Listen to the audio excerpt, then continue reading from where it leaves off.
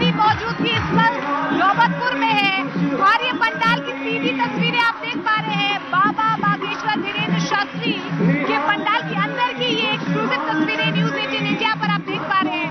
देखिए भक्तों का जन सैलाब यहाँ पर नजर आ रहा है। तमाम तैयारियां पुख्ता कर ली गई है, सुरक्षा व्यवस्था कड़ी है, चाक चौबंद है, बस बाबा के आने का इंतजार किया जा रहा है। लेकिन आप आस्था देखिए, लोगों की भक्ति देखिए, किस तरीके से समर्थक जो है सुबह से यहाँ पर भरी गर्मी में इंतजार कर रहे हैं। भक्तों का कहना है कि बाबा की भर एक झलक हम देख ले, बस गर्मी हमारे लिए कुछ नहीं है, हमें सिर्फ बाबा को सुनना है। और यही वजह है, इसी आस्था के साथ यहाँ पर लोग देखिए कितनी बड़ी तादाद में झूमते हुए नजर आ रहे हैं, तालियां बजाते हुए नजर आ रहे हैं, गुणगान करते हुए नजर आ रहे हैं। और बाबा ने कल अपने हनुमत कथा में ये भी कहा था कि बिहार को अब राम नहीं बनाना है। और देखिए यही आस्था लेकर जो लोग हैं यहाँ पर पहुंचे हुए हैं, लाखों की तादाद से देश भर के कोने कोने से जन सैलाब यहाँ पर आ रहा है। कोई नृत्य कर रहा है, कोई ताली बजा रहा है, बड़े हो बुजुर्ग हो महिलाएं हैं, लगातार लोग जो है यहाँ पर आ रहे हैं। कुछ लोगों से हम बातचीत बिल्कुल। और देखिए सुरक्षा के चाक चौबंद इंतजाम जो है पूरे पंडाल में नजर आ रहे हैं, क्योंकि देखिए लगातार विरोध भी हो रहा था बाबा के आने से पहले। और यहीं से लोगों से हमने बातचीत भी की, किस तरीके से अगर विरोध हो रहा है तो लोगों का ये कहना है कि संत का कभी विरोध नहीं होता है। और जो लोग विरोध कर रहे थे उनको जवाब इन लोगों ने दिया है यहीं से, बाबा की धरती से। ऐसे में देखिए सुरक्षा को लेकर चाक चौबंद इंतजाम यहाँ पर नजर आ रहे हैं। लोग और जन सैलाब जो है यहाँ पर उमड़ा हुआ है, भक्ति में लीन है और यही आस्था लोगों को यहाँ पर खींच कर लेकर आई है। आप देखिए किस तरीके से लोग जो है झूमते हुए नजर आ रहे हैं, लेकिन सुरक्षा भी चाक चौबंद कर दी गई है, माना ये जा रहा है। क्योंकि देखिए जिस तरीके से बार बार यही कहा जा रहा था कि बाबा की जान को खतरा हो सकता है, लेकिन अब ये कहा जा रहा है कि सुरक्षा चाक चौबंद कर दी गई है। चंद्रमोहन हमारे सहयोगी लगातार हमारे साथ बने हुए हैं ग्राउंड जीरो से।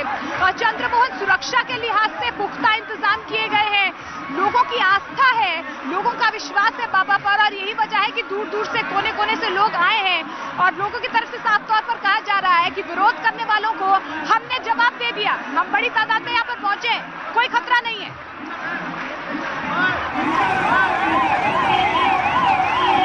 बिल्कुल, देखिए आप सीधी तस्वीर आपको दिखाते हैं, आप पटना होटल पनास से, जहां से बाबा अब निकल रहे हैं और उनका पायलट गाड़ी जो है वो स्टार्ट हो चुका है। धीरे धीरे जिस गाड़ी में बैठे हैं बाबा वो बाहर निकल रही है, तो वहीं बाहर में भारी भीड़ है। सड़क के दोनों तरफ की अगर बात करें तो लोग इधर गांधी मैदान का जो बाउंड्री है उसके ऊपर लोग खड़े होकर इंतजार कर रहे हैं कि कब बाबा बाहर निकलेंगे और लोग दर्शन करेंगे। तो वहीं बिल्कुल होटल पनास जो है उसके गेट पर भी भारी संख्या में लोग पहुंचे हुए हैं। हालांकि सुरक्षा का तगड़ा इंतजाम है, काफ़ी यहाँ पर पुलिस की तैनाती की गई है, साथ ही जो होटल का अपना सिक्योरिटी है वो यहाँ पर तैनात है। और साफ तौर पर ये कहा जा रहा है कि बस अब वक्त हो चला है जब यहाँ से बाबा धीरेन्द्र शास्त्री यहाँ से तरेत पाली के लिए निकलेंगे। तस्वीरों में भी आप साफ तौर पर देख सकते हैं किस तरह से यहाँ पर भारी हुजूम उमड़ पड़ा है और उसके बाद बाबा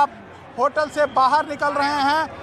देखिए तस्वीर हम आपको दिखाने की कोशिश करेंगे कि किस तरह से जितनी बड़ी तादाद में चंद्रमोहन भक्त वहां पर पहुंचे हुए हैं, उससे कई बड़ी तादाद में यहाँ पर तरेत पाली के मठ में लोग उनका बेसब्री से इंतजार कर रहे हैं। और तस्वीरें आप दिखा रहे हैं कि बाबा का काफिला वहां से चल पड़ा है। महज 20 से 25 मिनट की दूरी है जब बाबा का काफिला यहाँ पर पहुंचेगा।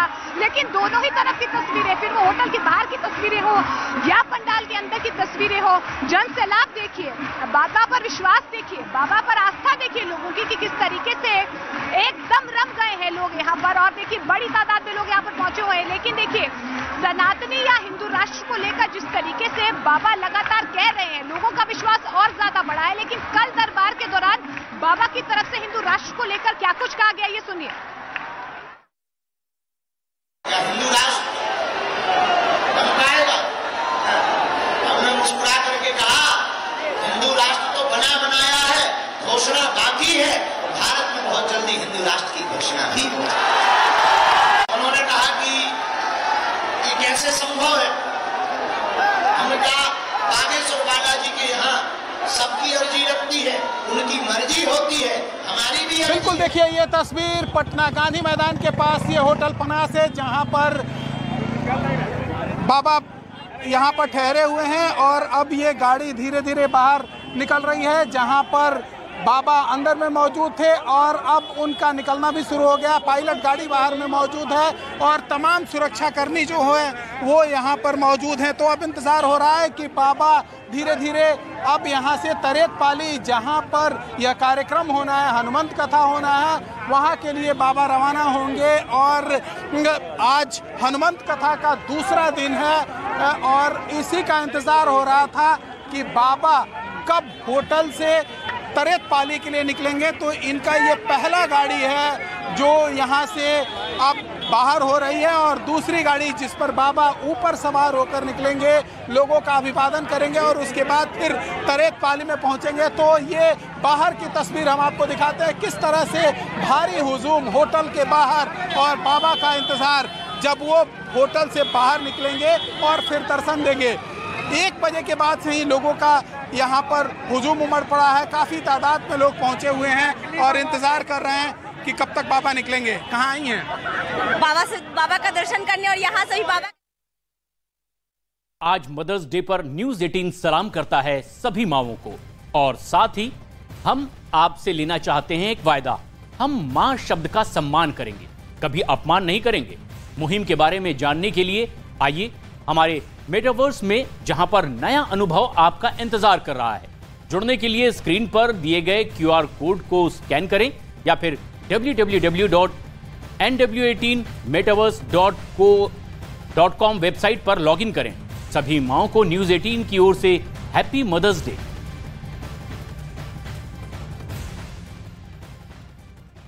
इसको बचाने के लिए पड़े थे तो उनकी भी ड्राउनिंग की वजह से डेथ हुई है। नदी में 5 लड़कों के डूबने की खबर मिलते ही पुलिस की एक टीम फौरन घटना वाली जगह पहुंची, जिन्होंने उन लड़कों के शवों को नदी से बाहर निकाला। जिन 5 लड़कों के डूबने से मौत हुई उनकी उम्र 16 से 17 साल बताई गई।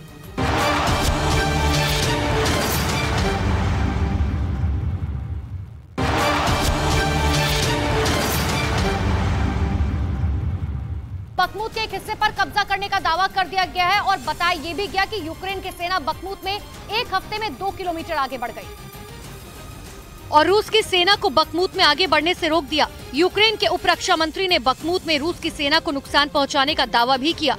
यूक्रेन रूस के बीच पिछले 15 महीनों से जंग चल रही है और दावा है कि रूस ने यूक्रेन की 18% जमीन पर कब्जा जमा लिया है और कई बड़े शहर यूक्रेन के हाथ से निकल गए, जिसमें डोनेट्स्क, लुहांस्क, जापोरिजिया, मारियोपोल और बखमुत भी शामिल है। लेकिन अब यूक्रेन ने रूस को इन इलाकों में पलटवार की बात कही, जिसे रूस ने नकार दिया। उधर यूक्रेन ने बखमुत में रूस की सेना को रोकने का दावा किया तो खबर ये भी है कि रूस ने बखमुत में एक बार फिर से यूक्रेन के ठिकानों पर हमले तेज कर दिए। रूस के रक्षा मंत्रालय ने दावा किया कि पिछले 24 घंटे में यूक्रेन के कई सैन्य ठिकानों को तबाह कर दिया गया, जिसका रक्षा मंत्रालय ने वीडियो भी जारी किया, जिसमें रूस के टैंक दुश्मनों पर गरजते दिखे तो वहीं एयरक्राफ्ट दुश्मनों के ठिकानों पर बम बरसाते दिखे। रूस ने दावा किया कि पिछले 24 घंटे में यूक्रेन के कुपियांस्क, बंडमान और पश्चिमी बखमुत में सैन्य ठिकानों को निशाना बनाया गया और एक दिन में 95 किलोमीटर से ज्यादा के इलाके में दोनों सेनाओं ने एक दूसरे को निशाना बनाया। रूसी रक्षा मंत्रालय ने दावा किया कि दुश्मन के हमलों को रूस की सेना रोकने में कामयाब रही, जिससे वो रूस के बॉर्डर में घुसने में नाकाम रहे। उधर रूस से युद्ध के बीच यूक्रेन के राष्ट्रपति व्लादिमीर जेलेंस्की इटली पहुंच गए और वहां पर उन्होंने वेटिकन सिटी में पोप फ्रांसिस से मुलाकात की। इस दौरान उन्होंने पोप को बुलेट प्रूफ टी-शर्ट भी गिफ्ट की। उनकी और पोप की मुलाकात करीब 40 मिनट तक चली। युद्ध शुरू होने के बाद जेलेंस्की पहली बार रोम के दौरे पर पहुंचे हैं, लेकिन इसी बीच कई बार फोन पर दोनों की बात हुई। पोप फ्रांसिस युद्ध खत्म कराने वाले एक शांति मिशन में भी शामिल रहे और 30 अप्रैल को हंगरी की यात्रा से लौटते वक्त फ्रांसिस ने कहा था, अभी एक मिशन है लेकिन वो सार्वजनिक नहीं है, जब ये सार्वजनिक होगा तो मैं इसका पर्दाफाश करूंगा। उनका ये बयान रूस और यूक्रेन के बीच जारी युद्ध को समाप्त कराने के बारे में था। उधर इजराइल और फिलिस्तीन के बीच जारी जंग और भी ज्यादा भड़क गई। इजराइल ने दावा किया कि उसने गाजा पट्टी में आतंकी संगठन के 6 ठिकानों को तबाह कर दिया, जबकि जो तस्वीरें सामने आई उसमें फिलिस्तीन की तरफ से रॉकेट और मिसाइल दागने का दावा किया गया, जिसे इजराइल ने मार गिराने की बात कही। बताया गया कि दोनों तरफ से रात भर फायरिंग हुई और इजराइल ने गाजा पट्टी में फिलिस्तीनी लड़ाकों के 6 ठिकानों पर हमले किए। 2 देशों के बीच लड़ाई की तस्वीरें तब सामने आई जब मिस्र की मीडिया ने यह दावा किया कि इजराइल और गाजा पट्टी के लड़ाकों के बीच एक समझौता हुआ, जिसमें 2 देशों के बीच संघर्ष विराम की बात कही गई। हालांकि इजरायल की तरफ से फिलिस्तीन के साथ किसी भी संघर्ष विराम समझौते की पुष्टि अब तक नहीं की गई है, क्योंकि इससे पहले 2021 में इजरायल और गाजा के बीच 10 दिनों तक जंग छिड़ी रही थी। उसके बाद से इजरायल गाजा पट्टी में फिलिस्तीनी लड़ाकों को निशाना बना रहा है। दावा है कि नेतन्याहू ने आदेश दिया है कि गाजा पर तब तक हमले किए जाएं जब तक वहां मौजूद फिलिस्तीनी लड़ाके घुटने न टेक दें, जिसकी तस्वीरें भी सामने आई, जिसमें इजरायल ने गाजा पट्टी में कई फिलिस्तीनी लड़ाकों के ठिकानों को निशाना बनाया। और इन सब के बीच में जम्मू कश्मीर के अनंतनाग में आतंकियों के खिलाफ सुरक्षा बलों का ज्वाइंट ऑपरेशन लगातार जारी है। यहाँ अंडमान सागरम इलाके में आतंकियों के साथ सुरक्षा बल और पुलिस टीम की मुठभेड़ हुई। और खबर है कि इलाके में पुलिस और सुरक्षा बल ने 2 से 3 आतंकियों को घेर लिया और बड़ा सर्च ऑपरेशन चलाया गया। इस दौरान दोनों तरफ से जमकर फायरिंग हुई। पुलिस और सुरक्षा बल लगातार एक्शन में नजर आई। बताया गया कि आतंकवादियों ने अपना ठिकाना गांव से सटे हुए जंगल में बना रखा था। इसी के साथ जंगल में सर्च ऑपरेशन तेज कर दिया गया। उधर महाराष्ट्र के अकोला में हिंसा के मामले में पुलिस ने अब तक 26 लोगों को हिरासत में ले लिया। वहां एक रात पहले 2 गुटों के बीच झड़प हो गई थी और जिसके बाद वहां पर हालात बिगड़ते चले गए और उन 2 गुटों के लोगों ने सड़क पर आगजनी शुरू कर दी। पुलिस के मुताबिक सोशल मीडिया पर एक पोस्ट वायरल होने के बाद इन दोनों गुटों के बीच विवाद शुरू हुआ। विवाद इतना बढ़ गया कि नौबत मारपीट और पत्थरबाजी तक जा पहुंची। इसके बाद उन्होंने एक दूसरे पर पथराव शुरू कर दिया। इस हिंसा का जो वीडियो सामने आया उसमें कुछ लोग पथराव करते हुए दिखाई दिए। उन्होंने एकाएक पलट के गाड़ी तोड़ना चालू कर, पत्थर फेंकना चालू कर लिए। लेकिन जब पत्थरबाजी से भी उनका गुस्सा शांत नहीं हुआ तो उन्होंने सड़क पर खड़ी गाड़ियों और मोटरसाइकिल में तोड़फोड़ शुरू कर दी और फिर उसे आग के हवाले कर दिया। और जिसकी सूचना मिलते ही पुलिस फौरन घटनास्थल पर पहुंच गई और मामले की गंभीरता को समझते हुए उन्होंने वहां पर धारा 144 लागू कर दी और हिंसा वाले इलाके में भारी पुलिस बल की तैनाती की गई ताकि वहां दोबारा हिंसा न शुरू हो जाए। और यही वजह है कि हिंसा वाले इलाके में भारी पुलिस बल की तैनाती की गई। रात भर पूरे इलाके में पुलिस पेट्रोलिंग करती रही। उन्होंने लोगों से अफवाहों पर ध्यान न देने और शांति बनाए रखने की अपील की। किसी भी अफवाह या रूमर के ऊपर आप विश्वास न कीजिए। महाराष्ट्र के अकोला से हिंसा और आगजनी का जो वीडियो सामने आया उसमें पत्थरबाजी करने वालों के चेहरों पर जरा सी भी घबराहट और शिकन तक नजर नहीं आई।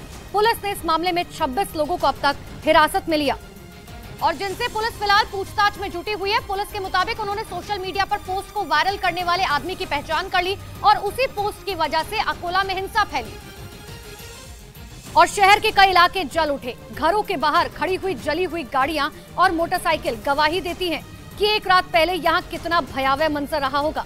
इस हिंसा में 8 लोग घायल बताए गए, जिसमें 2 पुलिस वाले भी शामिल हैं। जानकारी मिली कि धार्मिक भावनाएं भड़काने के मामले में यहाँ हिंसा फैली। हालांकि पुलिस के मुताबिक अब हालात काबू में हैं। पूरी परिस्थिति कंट्रोल में है। हिंसा के बाद से ही पूरे इलाके में दहशत का माहौल है। लोगों की पूरी रात डर के साए में गुजरी। पुलिस इस मामले में मुकदमा दर्ज कर 26 लोगों को अब तक हिरासत में ले चुकी है।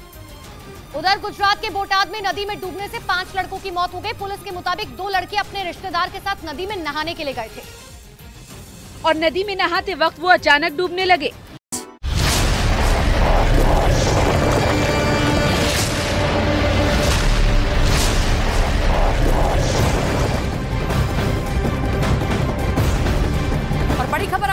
कर्नाटक के डीजीपी प्रवीण सूद को सीबीआई का नया डायरेक्टर नियुक्त कर दिया गया है। 1986 बैच के आईपीएस अधिकारी प्रवीण सूद 2 साल तक इस पद पर रहेंगे। सीबीआई के मौजूदा डायरेक्टर सुबोध कुमार जायसवाल का कार्यकाल 25 मई को समाप्त हो रहा है।